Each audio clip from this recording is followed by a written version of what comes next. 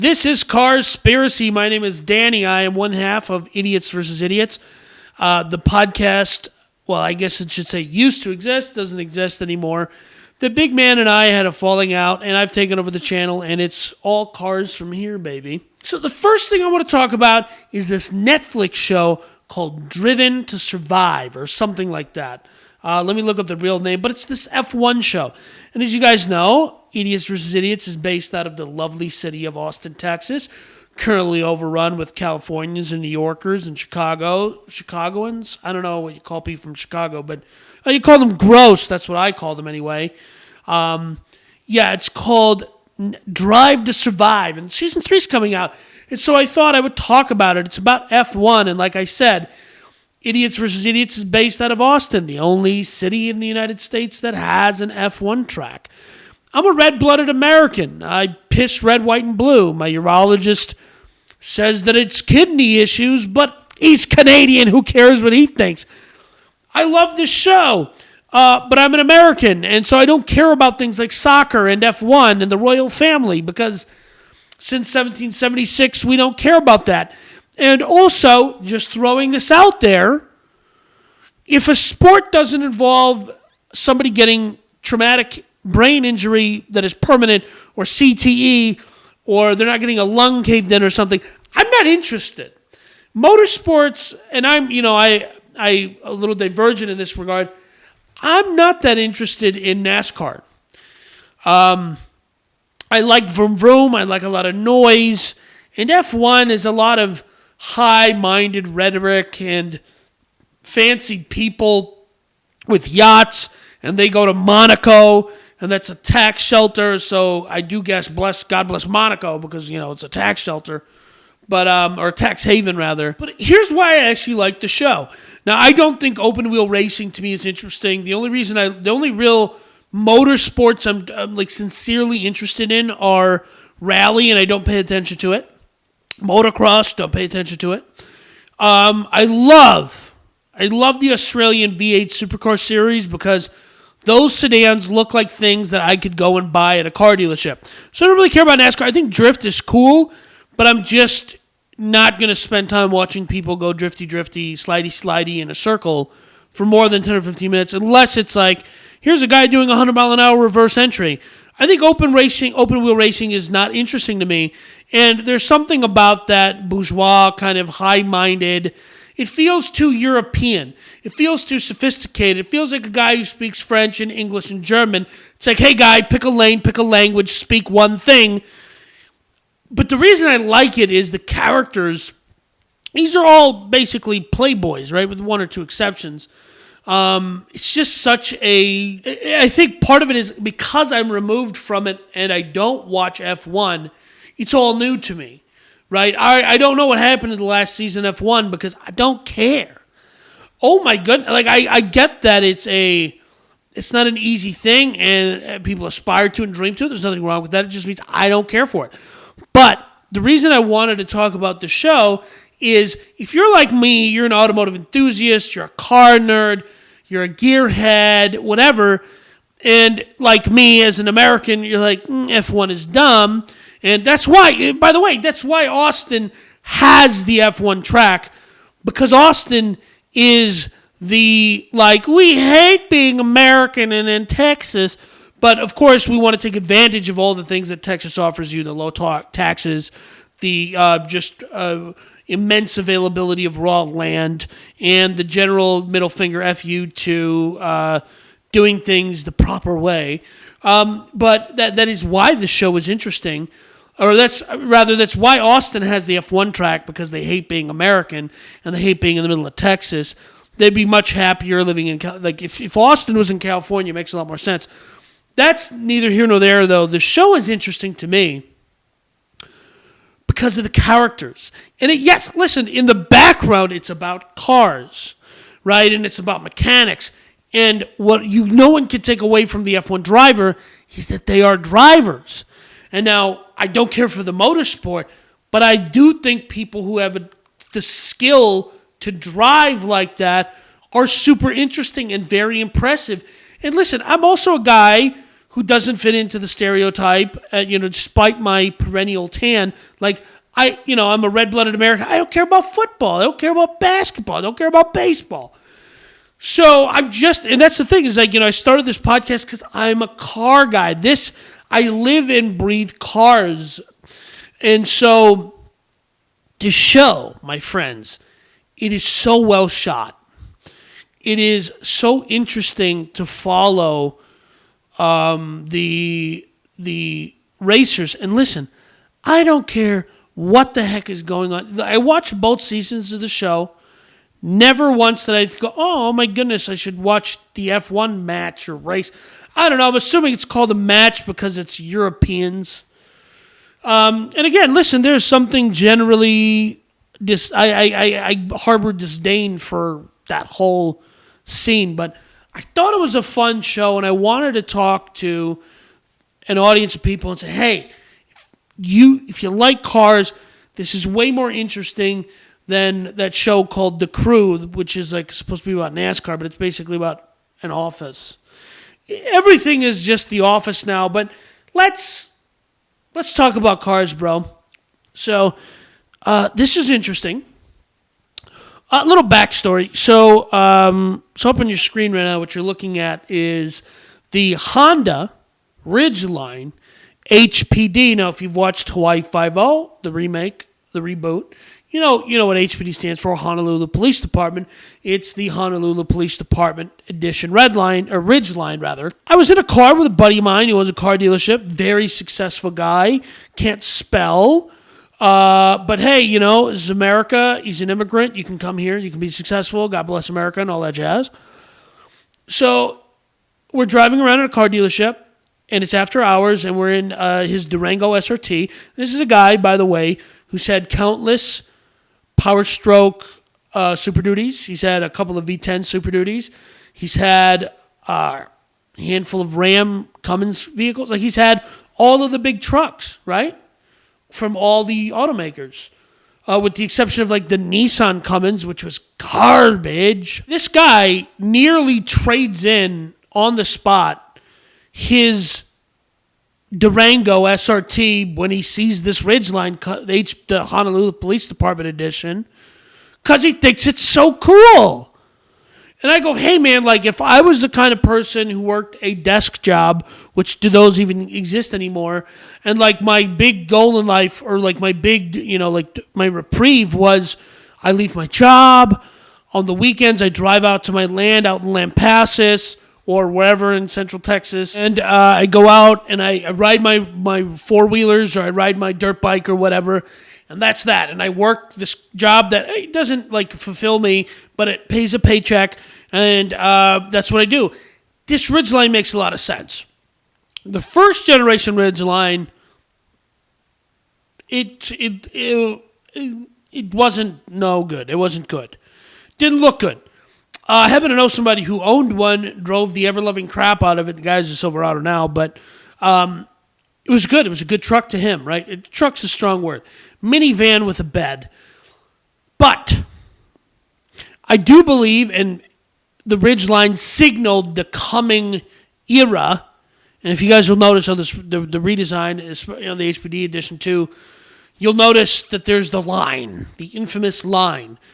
So when Honda reintroduced the Ridgeline, they put a space, a panel gap, intentional panel gap, between the bed and the cab of the truck. Now, the thing is, it's not a traditional truck in the sense that the cab and the bed are riding on a ladder chassis, but they are not one and the same. In fact, this is a unibody constructed, transversely mounted V6 Honda Odyssey with a bed. And it's one of those things where, like, if you're a guy and you get your hair cut at Great Clips and your wife dictates everything about your life and you want to go get a big truck and she's like, no, it won't fit in the garage, or we have to redo our kitchen instead, this is kind of like, oh, it's a Honda Odyssey. It's a happy medium. So when our son Aiden turns 16, it's fine. He can drive it to, whatever ritzy high school he goes to in a neighborhood you can barely afford to live in. So you work extra hours at your job, and now your wife is flirting too much with her yoga instructor.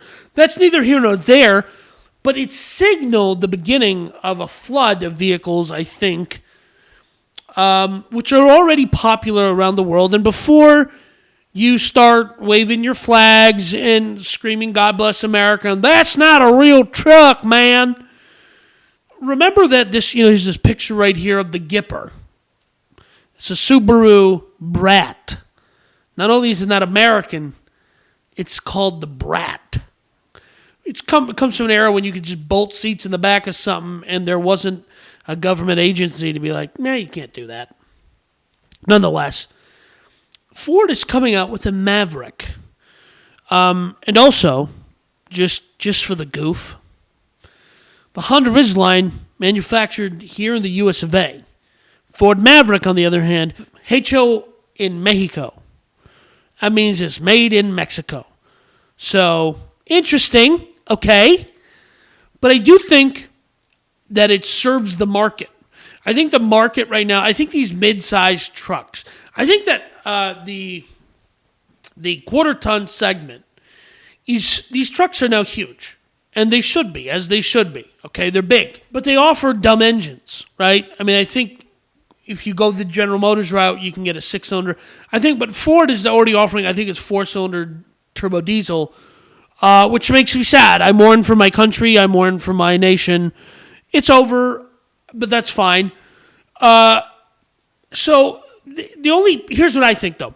If you look at a Ranger and a Maverick and an F-150, the Ranger and the F-150 are suspiciously close in size. The Maverick, which, by the way, the reason I bring up I introduced this segment by talking about the Ridgeline was that it is based on the Ford's platform that is shared with the Escape and the Bronco Sport. Again, I think the Bronco Sport was a mistake, not as a model, but calling it a Bronco Sport. Now, if you had called it an Escape and then, made the regular one square and then the really cool one with all the extra stuff just called the Escape Tremor, that doesn't offend me. Okay? I'm super offended by the Bronco Sport. I think it's cool, and I would buy one for my mistress. Not my wife, not my girlfriend, but a mistress. Not even a side chick. It had to be a proper mistress. And a proper mistress, I'd buy her a Bronco Sport. I would lease her a Bronco Sport through one of my companies. I would lease her a Bronco Sport through a nonprofit that I own where she would pretend to be a secretary. Who even answers phones anymore? The only thing I think Ford should have done is, if you look at the Ranger and the F-150, they're so close in size. I think that the Ranger belongs in the F-Series lineup as an F-100. And I think that is such a strong brand that the Ranger would handsomely fit into it. And I think that with the Ranger as an F-100, this new Maverick makes sense as a Ranger. I don't think that the general population that is buying trucks is really well served by these mid-sized vehicles. Let me tell you why. They're huge. And they get not horrible fuel economy, but they don't get like oodles and oodles of fuel economy. And they're expensive. If you're talking about dropping $40,000, upper mid $30,000 on a mid-sized truck, if you want a Taco, if you want a Tacoma, they're a bajillion dollars. Starting not to make sense to buy the smaller truck. If you run a landscaping business, you might as well go for a ton. You might as well go for the full size. You might as well go to the quarter ton, because the quarter ton truck is so massive and it is so comparably priced. The value proposition for that middle-sized truck really only is there if you have tons of money in a very small garage. If you live in a condo, that mid-sized truck, mid-size, makes a lot of sense. So I get why these trucks are going to be popular, and I don't. Unlike my fellow enthusiasts, I don't begrudge the companies for making them, because I think small trucks are cool, right? And they're finally going to have those creature comforts that you wanted. And it's going to be like, no one's hauling a mattress every day, okay? Unless you deliver mattresses, and at which point you got a box truck. I'm just saying, I think this little Ford Maverick I'm guessing it's going to have, well, let's see. So if you go get an F-150 today, it has a 2-cylinder with a supercharger and a turbocharger that powers an electric thing, and then there's a mouse on a wheel, and that thing's running. And that's what you get, and it's made completely out of tin foil because we got to save the whales. No, but I really just think people should make trucks out of steel and put V8 engines in them that don't have start-stop and aren't cylinders shutting off and all this other nonsense that drives me insane. But the utility of a truck is in its ability to, most of the time, not tow things, but haul things. You want to put stuff in the back, that's why you have a truck bed. Okay? So with the Ridgeline, unfortunately, is a shallow truck bed. But it's Honda. This is Ford. Ford is making the Maverick.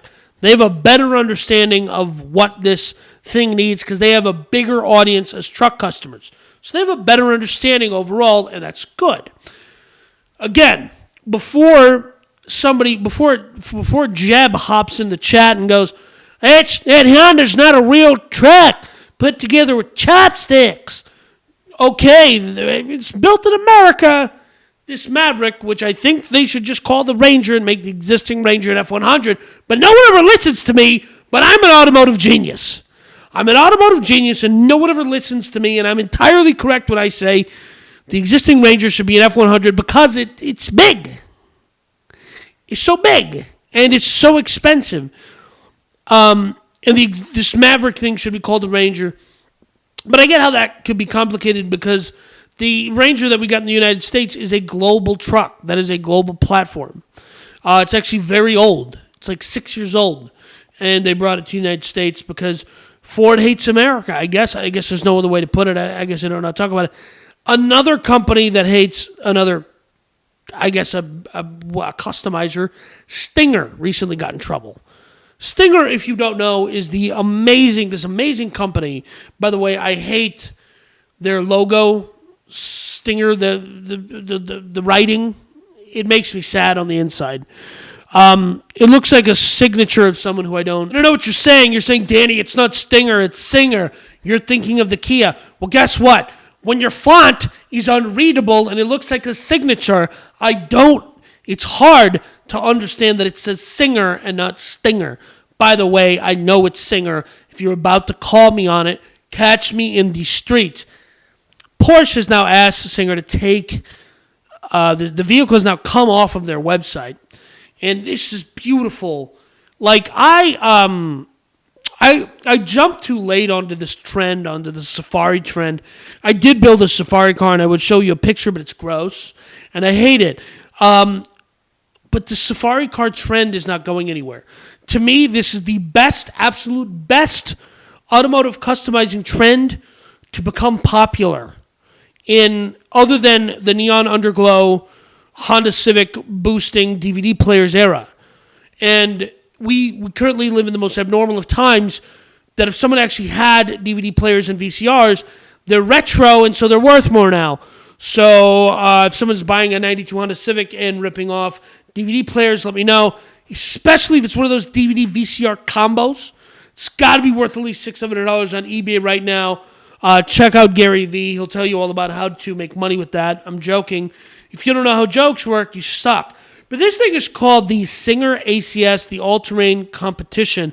And Singer is this company, for those of you, for the uninitiated, for the unaware, for you Neanderthals that only understand the rolling coal, man. This company builds the most beautiful air-cooled Porsches. And they charge $1 million. I don't know if it's actually $1 million, but it's some absurd volume of money. It might as well be $1 million, okay? I don't even know how many of these ACSs they were going to build. All I can tell you is they're exquisite. The video of this vehicle is, I can't even begin to explain with words the things that it made me feel. Needless to say, the lyrics of an R. Kelly song would probably be fitting, but also inappropriate and slightly illegal. But it's gorgeous. But I think Porsche got pissed that they put the word Porsche on it everywhere. And my thing is, hey, Porsche, I get that they're putting the name Porsche on it, but quick question. If that chassis and that body that originated on it, if that was actually a Porsche, and it says Porsche on the title, I think it's ridiculous to say that they can't call this a Porsche because guess what? It's a Porsche. And if you're the kind of person that lives in the United States and you say Porsche, fall into a rapidly rising river. You're the worst. It's Porsche. This is America. If you want the E to sound like an E on the end, don't put the E there. It's Porsche. So if you say Porsche, I hope you get canceled. But I think we should cancel everyone who says Porsche. But I think I see where they're coming from. You know, Rolex did this with Bamford. Bamford was this customizer. They made these awesome black Rolexes. And there's a couple of, there's California, or I forget what the company's called. It was a designer company, and they made these super cool, they took these old Rolexes that no one was really into, and they made them hip and cool and possible, like for people to want to own, like hip. And Rolex sued both of those companies into oblivion. Bamford bounced back, but that's neither here nor there, because it's a hard podcast, and I can start talking about watches. Nonetheless, I feel like there's a parallel here. The big company, Porsche, is offended that this says Porsche on the back because the other Singer Porsches often just say Singer on the back. And they really can't be like, hey, you can't buy a used car and then resell a used car after customizing it and putting your name on the back because that's your name. That's the company that customized it. But this beautiful vehicle, which, again, if I won the lottery today, it's $122 million, I'm still not buying one of these. Even if it's 10% of the money I won, I still am not buying one because it's absurd. But I think like Matt Farah, you know, wrote an article in Road and Track or something about how the air-cooled Safari Porsche is the absolute daily driver. I don't know about air-cooled Porsche, but a Safari car is, to me, built properly, built for daily driver use. Absolutely, the like bee's knees. So I'm really sad. I hope they're able to bring the vehicle back. I guess. I mean, you know, the point is, it doesn't really matter what I think because I'm not buying one anyway. But I think it's really stupid when car companies or like, you know, how Ford was super particular about people who won the right to buy a Ford GT and they couldn't turn around and sell it. Like, bruh, I paid you money. It's mine now. I get to do what I want with it. This concept of like the ownership of clawback ownership where the original company can claw back on you and say, well, you're allowed to buy the car, but I didn't want you to make it awesome. You're allowed to buy my air-cooled Porsche from 30 years ago, but how dare you make it super cool? That's silly to me. And it makes me not want to buy a Porsche. Don't get me wrong, I'd buy a Porsche, but, you know. Anyways, let's just jump into this last story. It's good folks over at GMC, Hummer. I don't know what to call them anymore. I never really understood GMC as a company. I don't quite understand the business proposition of what GMC does. Don't get me wrong. I'd buy a GMC over a Chevy most of the time. But I don't understand why there's two brands doing the exact, like, I don't know how that's profitable. I don't get it, but it is. And now that GMC has a little more of a, I don't know, edge or whatever, because the comeback of Hummer was integrated into GMC, which makes so much sense. Good job. Question, what's the point of GMC anymore? Let's everything just be Hummers. Stick that grill on everything. I mean, if you did a half-decent job bringing back the H2 and just called it a yuckin', I think people would buy it. And especially now that this... So anyways, the point is GMC. GMC is coming out on... They're going to debut on the 3rd of April. The GMC Hummer EV SUV. Now, you screwed up, GMC. You screwed up big time. let me explain why you screwed up. The GMC Hummer EV truck, how is that a name? There's too many things there. Okay? Too many things. If I was GMC, I would have just said this GMC Hummer 1, GMC Hummer 2, because they're all going to be EVs. The 1 EV, the 3 EV, whatever. I would have done the H1N, H2, H3 thing. Okay? Not Ethan Klein, not H3 Productions. But I would have done that same nomenclature, but I just would have called the Hummer 1, 2. Just like a Mazda 6 is not Mazda 6. It's actually a Mazda 6. Mazda and 6 are one word, and it's Mazda 6. It's wild. I'm not kidding, though. That is literally how it is billed to the, that is how it's titled, I think. I guess I don't know. No, none of that is the point, though. I'm correct here in saying that they bungled this by not having a better nomenclature strategy because I think that these things are going to do particularly well. And I wish them well, but in addition to that, here's what I also think. I know that the Mustang Mach-E is doing well. I want to know how Elon's feeling right now. You know, much to Elon's detriment, when these incumbent car players say, okay, thank you for proving and establishing and building the electric-only car market for us, Elon. We really appreciate it. Now they have the ability to jump in because they have capital. They have history. They have infrastructure. They got suppliers. They got this whole thing wired. They got it down pat.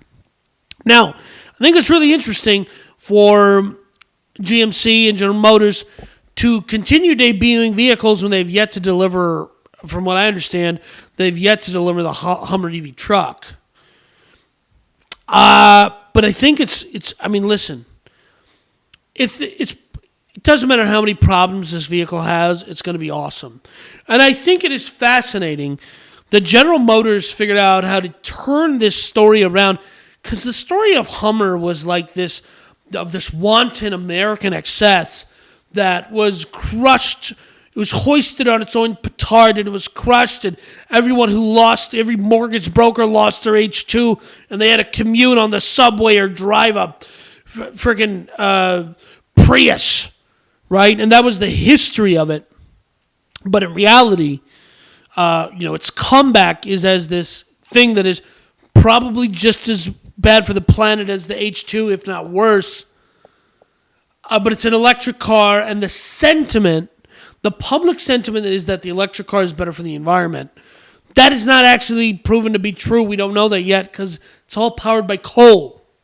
But the point is, I think they screwed up by not coming out with a better naming strategy. But I'm excited to see how this thing actually looks and drives when it comes out.